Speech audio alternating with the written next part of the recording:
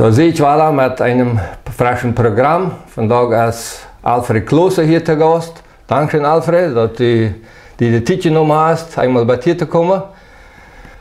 Gut, möchte ich dich kurz fragen. Du bist in Männer abgewassen? Ja, ich habe mich im Team Südmänner abgewassen, Chaco. Ich habe mich da bekehrt mit 21 Jahren, habe ich Jesus kennengelernt und von dann gehe ich für Lothar in der Berufung als Missionar und von dann selber dann als Missionar tätig. Das erste Jahr nicht als Missionar, sondern als Student und dann die letzten 28 Jahre als Missionar in Asunción in Puerto Botánico und dann kam Paraguay Fluss. Und 93 lerne ich meine Frau kennen, das heißt, wie war der Freund und mit engere Freund. Sind dann ohne 95 ans befreit, Anfang 96, vor Anfang 96, traf wir dann als Missionare-Ehepaar. Uns wird Missionsdienst angesehen oder gesehen und dann sind wir dann nach Asunción getragen.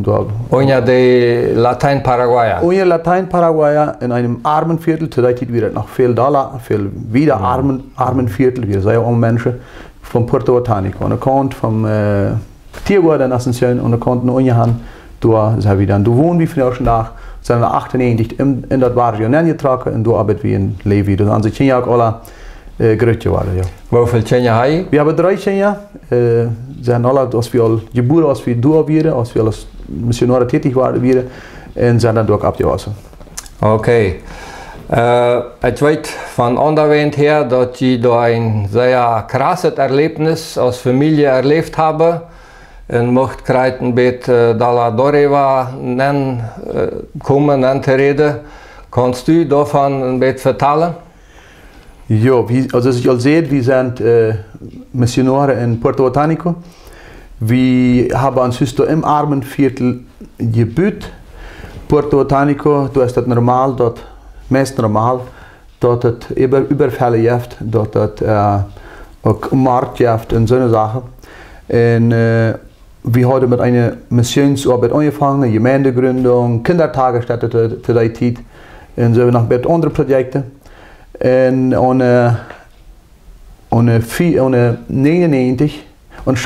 2009, als wir eine Nacht, normale Nacht, tust wir, mit einmal hier meine Früh im zweiten Stock, im Gang oder im Living da, dass du irgendein Mensch ging und sie dachte, dass wir einfach an die Jungs vielleicht, an die Kinder, und mir dann der Schlupfschritt ja schlägt er mir und traf sich dann bloß Vers mit 2 18-jährige Jungs ungefähr, Droge und Drogeneinfluss und Alkohol und hat eine Masse schon daheim und sie können bloß noch schreien, Alfred sind Menschen im Haus und dann sprang ich ab.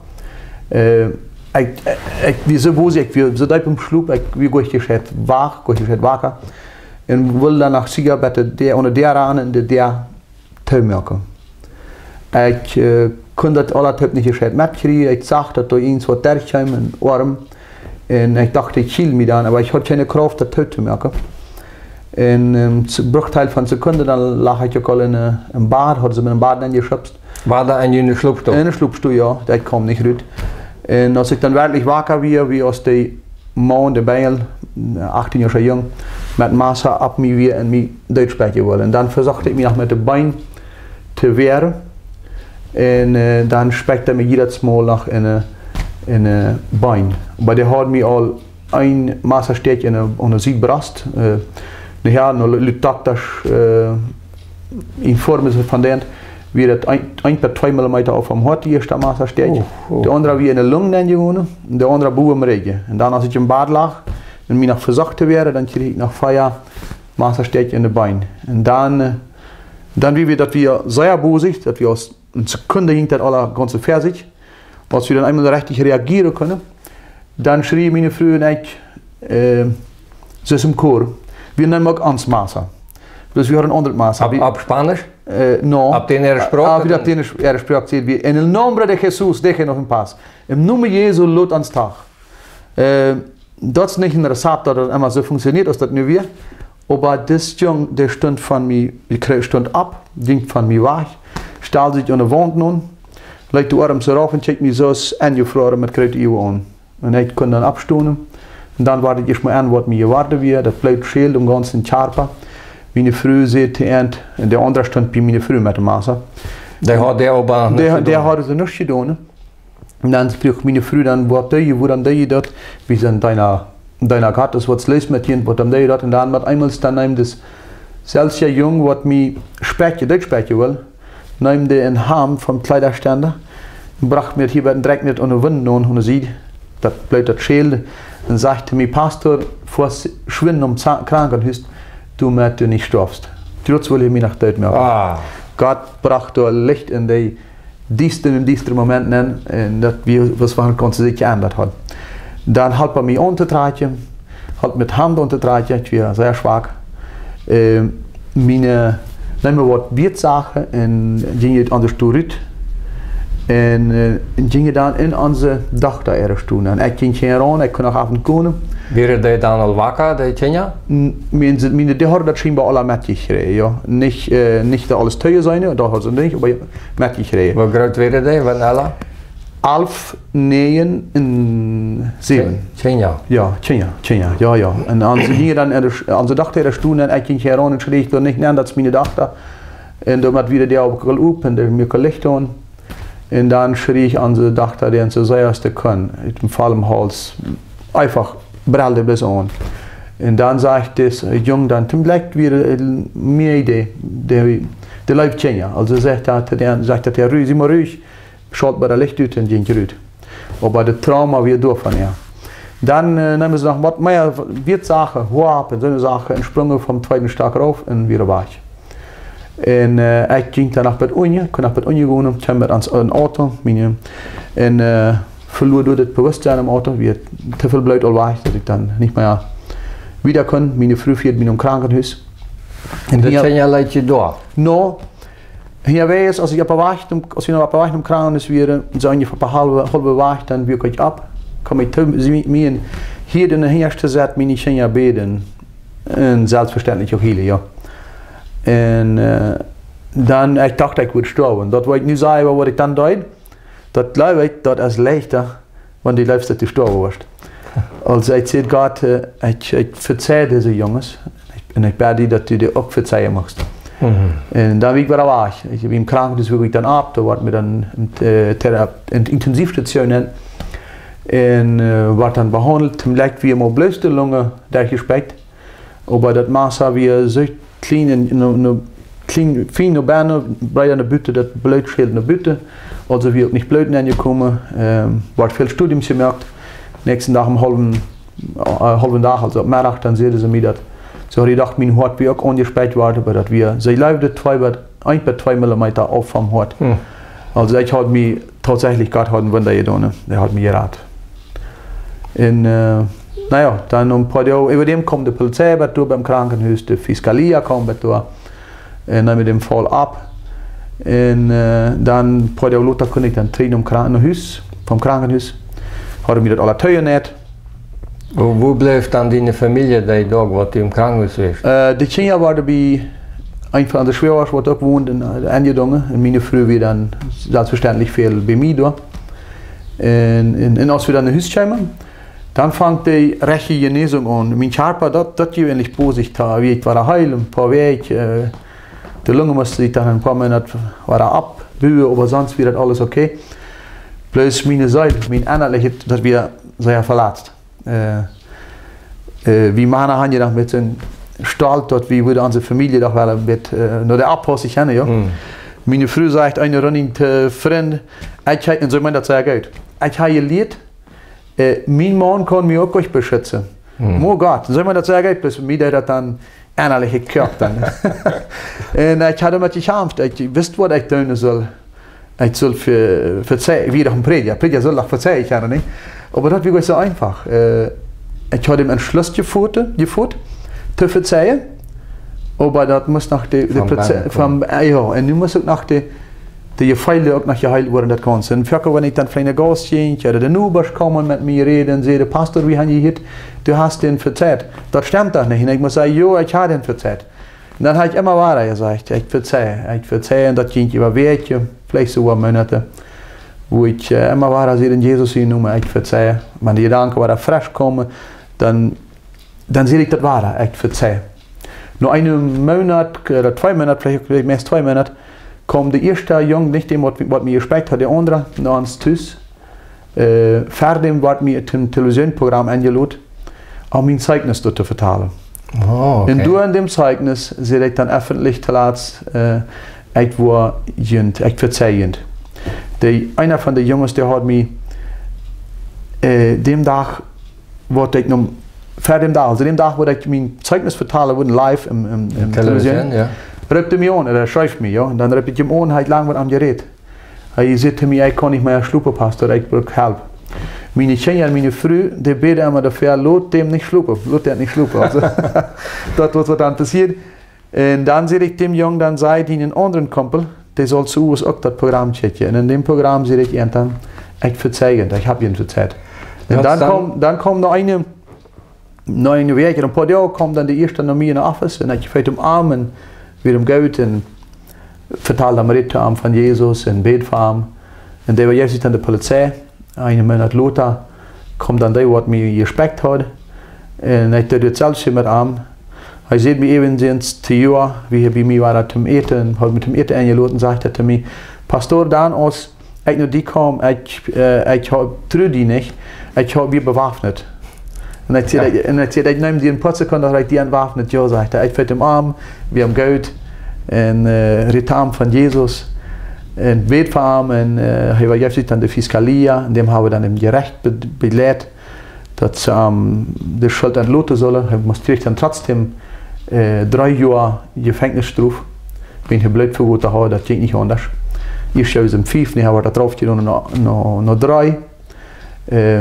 Und das ist eine gute Möglichkeit, wo ich von Gottes Liebe zeugen. Ich sage immer weiter, Vergebung möchte dem Zeugen.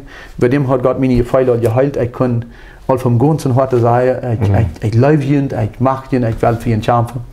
Dem Rechter, dem Alter der Throne in dem Gerichtsprozess. Und ich kriegte dann 3 Jahre und wir haben dann mit Familie angefahren und einfach durch in einem Gefängnis Freistücke haben dann besucht, der Ältere begleitet in dem ganzen Prozess.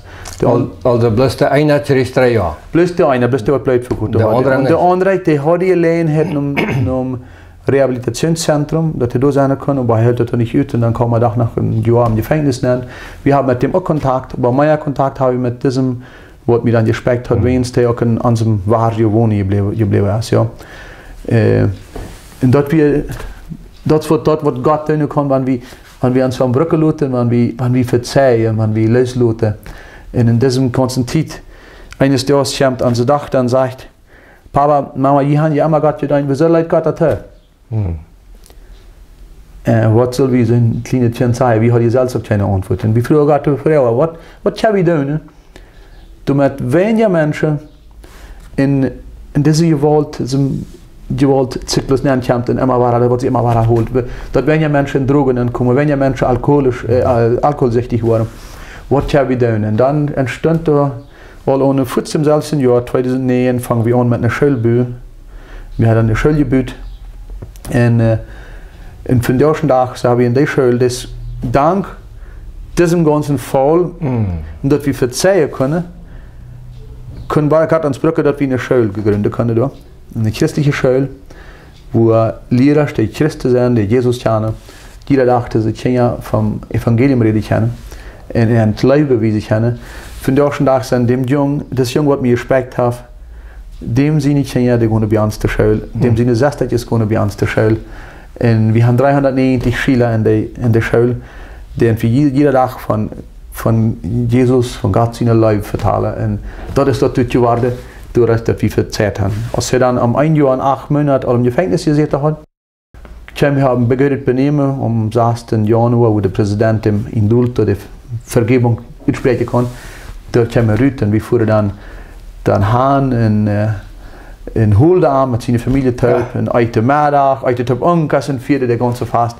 Und von der ersten Tag schauen wir immer nach Donovan an, nach uns mit seiner Familie mit uns zu eten. Für seine Kinder sehr wie ähnlich so, mit der zweiten immer ein Opa. Ja, der hat uns sehr live gewonnen, und sind bei uns in der Schule immer. Das hat uns Geld, der hat Tom Arme und den Geld zu sein. Das hat Gott getan.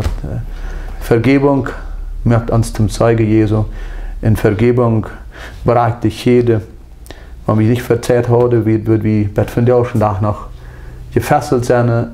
Und Gott wird uns nicht anbrücken können, sie sind nicht anbrücken können. Haben Sie das mal zum Ausdruck gebracht, dass an das Leid tät? Dass Sie vielleicht nicht wussten, was Sie deuten will, so ja Drogen oder Alkohol wäre? Ja, sie haben um Vergebung gefragt. Sie haben auch gesagt, dass das Leid Lothar manchmal 2 Jahre Lothar aus im Gefängnis wie, dann nehme ich einmal nach unseren Schlupfstuhl, an uns zweiten Tag am Haus in der Schlupfstuhl und weiß uns baden. Ich sage, Luis sagt, hier wirst du mich dort machen. Woran merkst du mich da nicht dort? Die hat sie mir ganz und ja die nie gewollt. Und er sagt zu mir, wie weißt du wen Wort? Aber wir wollen das von Arm hier. Und sagt er, wen dort wird die sehen? Und ich sage, was seht wie? Dort wird die von Jesus sehen. Als je dort sehe, dann werde ich ohne Kraft, dann kann ich bloß nicht wieder. Und ja, sie haben am Anfang geschämt sie sich, sagen. Nu als wir dort vor dich geworden, dass er auch Vergebung erhöhen hat. Und wir haben da sehr frei überredet über das Ganze, ja. Also das ist eigentlich wahrscheinlich ein Drogeneinfluss. Ja, dort seht ihr, ein von ihren Freunden, der hatte sich die Drogen mit Alkohol gemischt, irgendwer hat eingenommen. Und irgendwer wieder das Rezept dem Tag noch strenger hier, wie sie glaubt, und hat dann, dort wird dann so sehr brutal gemerkt hat. Dass sie bloß nicht kommen, ohne was zu sagen, bloß sprechen. Ja. Die wollen eigentlich gar nicht was klamen, die wollen ihn bloß sprechen. Sprechen, und wir sagen ihm noch, die Droge sicher, dass der lebt so. Die sieht ja, wenn der nicht Geld habe, der sieht ja bloß noch einmal in Bett Geld hier, 10, 20, 30.000 an einmal Droge hier und einmal noch eine Droge anzunehmen.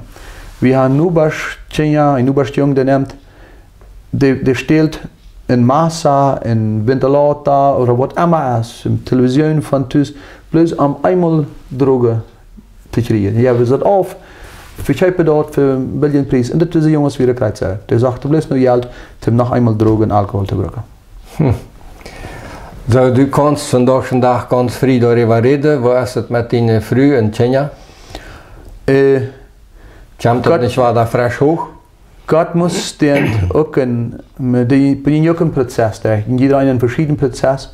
Ich sage immer, Vergebung ist eine Entscheidung, ist nicht ein Gefall. Das Gefall kommt Lothar, aber ich entscheide mich, loszulassen, ich entscheide mich zu sehen, ich entscheide mich zu leben, wenn ich will ja nicht gefesselt sein mein Leben lang. So ging ein Prozess durch mit meiner Tochter, die das ganz dicht dabei erlebt hat, das Ganze, das traumatisiert auch wir. Als der erste Junge, nicht der, der uns gespeckt hat, der andere, aus dem im Gefängnis, dann kam wieder die Polizei, dann wir ein paar Jahre wieder da und dann wir sind Geburtstag dran. Und ich fuhr zu Marius Hahn und schank ihm ein Buch zum Lesen, vielleicht in der Bibel, ich ziemlich mal ganz sicher, was ich dann geschenkt habe. Und ich dachte, das hatte ich nicht getan, ich hatte ihm geholfen, ich hatte mit ihm Geld gewasst, das war alles okay. Und dann, als ich dann hier in den Haus kam, sagt meine Frau zu mir, Alfred, deine Tochter, der fragt noch auf, dass ich ja so eine Torte auf Spanisch, ich glaube, ein Keke, aber sagen wir das. Ja, Tart, ja. Tart. Sie hat gemerkt, die will, und die Tochter hat ihm selbst geschmeckt. Ja. Und die will haben, dass ich soll mit Erdtöp nach der Polizei fahren und im Gefängnis. Und die will das persönlich dem das geben. Na, ich hatte als Mann meine Utreden, ich sehe, dass wir die Besuchszeit will vorbei.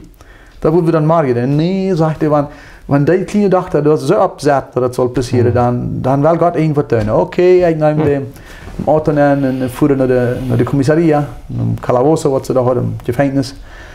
Und der holte den Rüt, im Gefängnis Rüt, mit meiner Tochter hat nicht alles reingebracht da. Am Stall da und so, wenn ihr fährt 15 Meter abends mit Polizei. Und meine Tochter gibt ihm die Tat und ich sage, felicitiere ihn. Beglückt werden Stamm und dann sage ich, wirst du dem noch was sagen? Ja, sagt sie, ich möchte die sagen, dass wir die lieb haben. Der Junge, der hielt da gerne los, am Hof. Der Papa fand das eine Jahre Tochter auch. Und dort wir, also Prozess von dann wieder fertig gemacht hat, dass wir als kleines Kind Ze wir te einde met, dat wir heilt, dat wir dit brok zijn, ja. Für mich wird das auch was geudet, Gott, durch meine, mit meinem Hort, mit meinem Innerlichen, wie so verzeiht Gott. So ist das kleine Kind dort. Und dort wir ein ganz geuder Prozess. Auch das, dass sie mitführen im Gefängnis, an sich in der Hand, diese Lied live gewonnen. Das sind nicht ihre Finger. Und das ist was sehr gut, was durch Vergebung passieren kann. Dankeschön, Alfred. Das ist ein sehr gutes Zeugnis. Und du schaffst da an dem Vario wieder. Ja, wir schaffen da wieder. Wir sind nu al von 2009, dann viele Jahre war wieder da gewesen und haben da gearbeitet. Und durch das Ganze erst dann was ganz konkret passiert und wir merken einen großen Impact. Ich sage immer, was wir waren, wenn wir das nicht getan haben, wenn wir nicht das im Schritt als Familie gegangen wären, und hat gesagt, wie, vielleicht gesagt, wie wollen den Hasse, die Fiskalia wollen von 8 bis 15 Jahren im Gefängnis setzen lassen. Was würde gewartet sein an uns? Wie würde uns Wort wird verlassen sein, wie würde verbessert vielleicht im Leben gehen. Und Gott kann nicht durch verbesserte Menschen uns nicht brauchen als verbesserte Menschen. Und das ist was wir die Menschen immer alle sagen. Wir haben diese Geschichte viel unterwegs vertellen können.